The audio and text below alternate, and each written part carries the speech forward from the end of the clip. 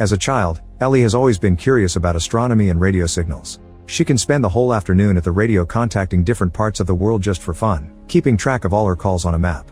Her father always supports her and they often look at space together with a telescope. Ellie dreams of contacting aliens someday, but sometimes she also wonders if she could also use a radio to communicate with her dead mother. Years later, Ellie is a doctor working for the Search for Extraterrestrial Intelligence program or SETI at the Arecibo Observatory in Puerto Rico. Just like during her childhood, she spends hours sitting at a radio searching for emissions sent by aliens to prove they're real. Her blind coworker Kent has respect for what she does because nobody sits to just listen anymore. Ellie starts a new map marking all the spots in the galaxy she's already checked. One day while having lunch at a restaurant, Ellie is approached by Palmer who asks about the observatory's current work. He's writing a book about how technology affects third world countries and has a little plastic compass that he tries to gift Ellie, but she gives it back. Palmer gets flirty and they agree to meet on Tuesday. Soon the president's science advisor David arrives to check on the research, but it's clear he doesn't want to be there. On Tuesday night they throw a party and David keeps explaining how science projects need to make profit since it's using people's taxes. Ellie tries to explain the importance of scientific research and Palmer comes to her defense, only for David to call him father.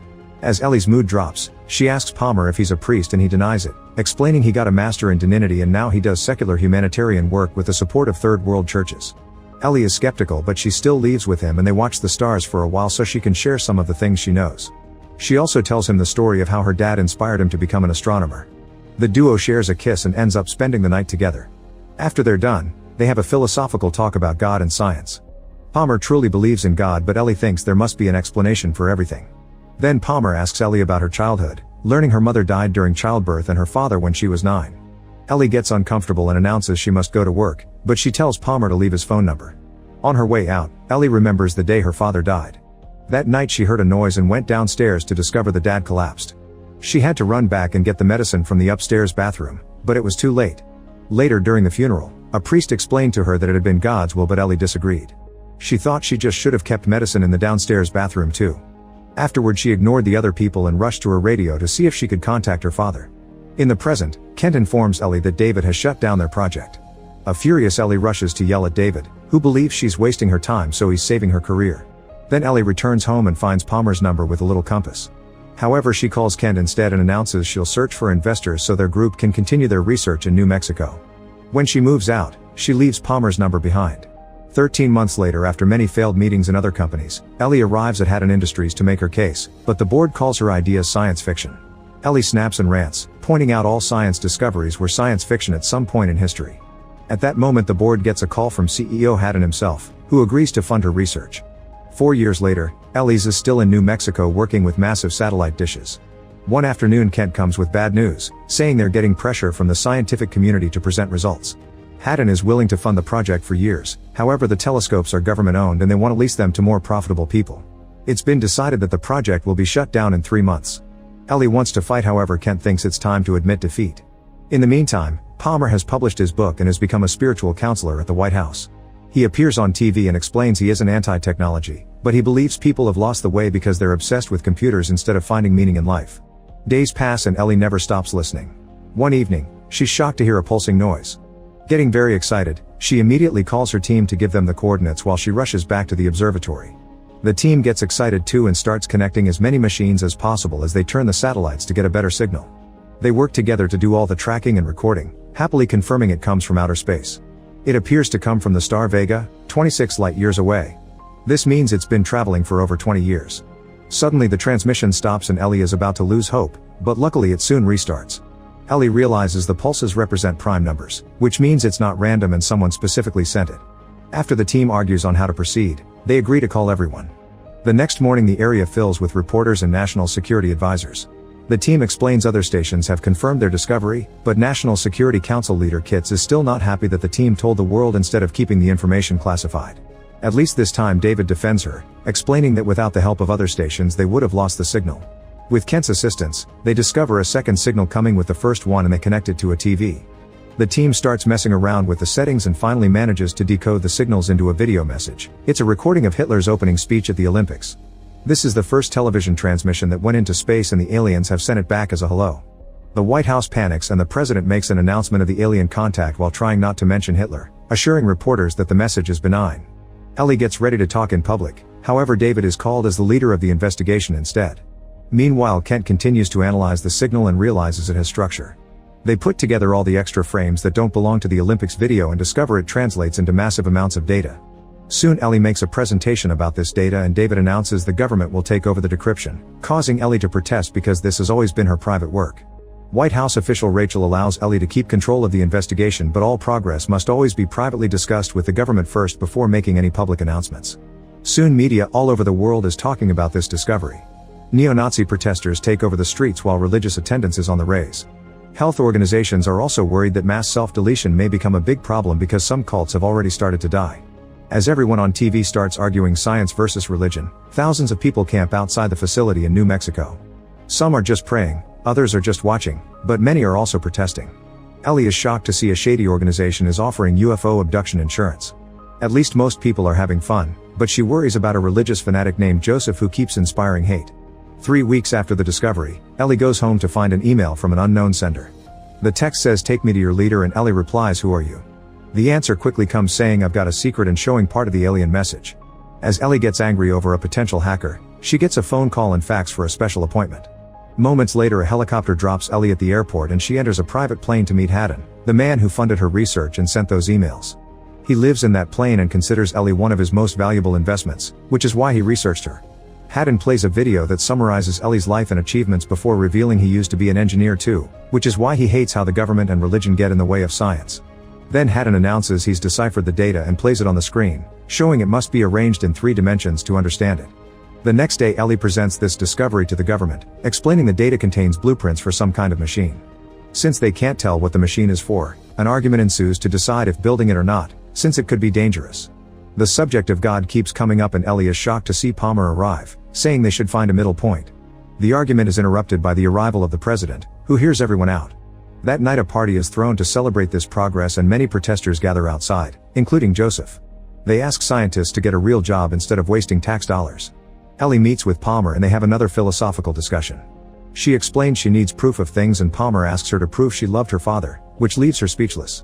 At that moment they're interrupted by big news that leaked on TV. It's been discovered that the machine is a one-person spacecraft. An emergency meeting is held at the White House and they agree to build the machine, so the president will contact other nations to spread the risk and cost. A selection committee is formed and Palmer is in it. They'll interview a bunch of candidates to decide who gets to travel in the machine. To Ellie's shock, David resigns as science advisor so he can be a candidate too. Soon media starts discussing how much this whole project will cost the country and who is worth of making such a trip. There's a lot of controversy surrounding the 10 final candidates because 1/3 are American, and Japan doesn't volunteer anyone in exchange for a systems integration subcontract.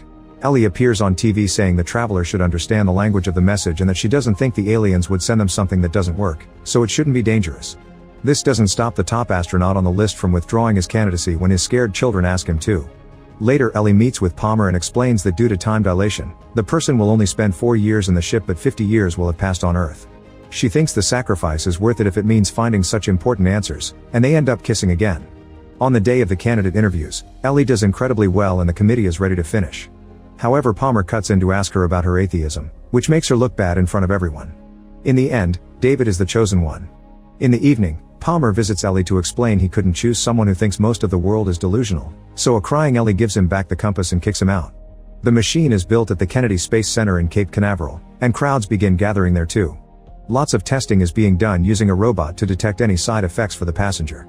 On the day of the launch, Ellie attends the event and David tells her he wishes her idealism had been enough, but unfortunately the world runs on a profit system.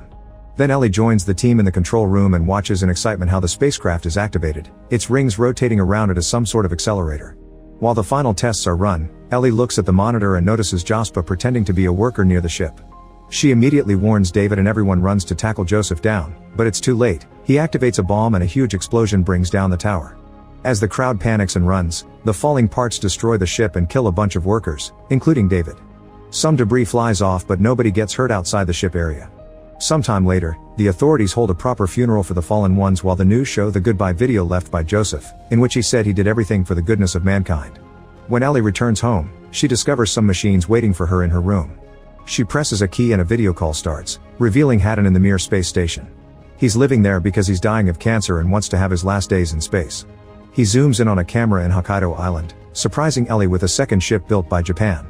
The company that got the contract is a subsidiary of Haddon's and did all this in secret. Ellie immediately travels to Japan in Haddon's private plane and meets the team in a big ship. They teach her all she needs to know about the trip and share the safety precautions, including a container of poison.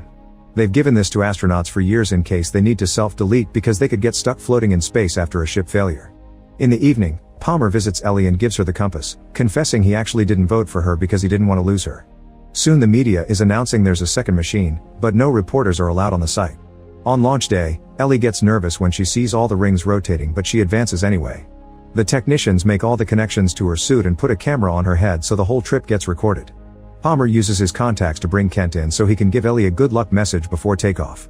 The ship begins vibrating, which is normal, but Ellie also notices a strange light.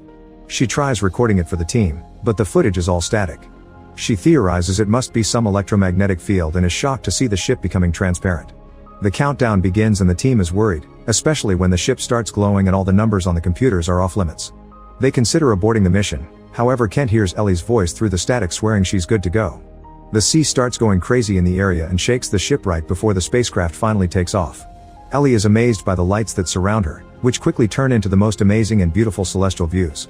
This soon turns into a tunnel and Ellie theorizes it's a wormhole, describing the whole experience for the camera even though she can't communicate with ground control anymore. After crossing what appears to be residual radiation, the ship stops and Ellie sees Vega. Looking around reveals a weird contraption nearby, only for the ship to suddenly take off again. Now Ellie flies through a series of wormholes, which keeps having a strange effect on her face. Eventually it stops at another star system and Ellie notices a city on a planet. She barely gets to see anything else before the ship enters a much more violent wormhole and the compass starts floating, so Ellie leaves the chair to catch it. At that moment the chair beaks off and hits the ceiling before the lights go out. Ellie turns on her flashlight and discovers a celestial event she can't identify. She's incredibly moved by its beauty and says a poet should have been sent to describe it. Suddenly she finds herself floating down and she appears on a beach. This place is also beautiful and looks like a drawing she made as a child. Poking around causes her hands to meet resistance, meaning this shows some kind of energy or illusion. At that moment a figure starts running toward her and Ellie is shocked to see her father, but as soon as she hugs him she realizes he isn't real. This is an alien, who explains he took this form to communicate with her more easily. He confirms there are many alien races out there and that humans contacted the universe first with their radio transmissions. The travel system Ellie used wasn't built by his people, it was made by an unknown entity. The aliens watched humans and agreed they were worthy, so they sent them the blueprints as a first step for humanity to join the rest of the universe. After he says goodbye, Ellie watches a beautiful meteor shower appear in the sky. A light suddenly shines too brightly and Ellie finds herself back in the ship, which is landing back in the Japanese sea. The team panics and contacts Ellie, saying there was a malfunction and the ship never left. After Ellie is rescued she shares her whole experience, but the camera only recorded static. She swears it's all true, however Kit shows her a recording of the ship falling in seconds. The next day the president gives a speech saying this is only a misstep, but soon the other nations are getting into legal disputes. The media is full of criticism and conspiracy theories, especially when Kit steps down from his advisor position. Afterward a congressional committee led by Kit interrogates Ellie, who points out a wormhole can explain what happened. Time dilation could have made 1 second on Earth equal 18 hours out in space. Kit immediately calls her out because wormholes are just a theory and drops a big bomb. Haddon has died and it's believed this whole deal had been a hoax organized by him. Ellie cries as she begs people to believe her story, shocking herself by requesting them to have faith since she has no evidence. Her speech about awe, humility, and hope inspires Palmer, but the committee concludes her story is also a hoax. On her way out, Palmer joins Ellie in front of the cameras and a huge crowd, telling the world he believes her. Meanwhile in secret Rachel tells Kit that Ellie's camera recorded 18 hours of static. 18 months later, Ellie is working at a new base with extra radar since now SETI has enough funding to keep going. Kids visit the base during school trips and Ellie teaches them they must seek their own answers. Make sure to subscribe and turn on notifications so you can watch more videos like this. Thanks for watching.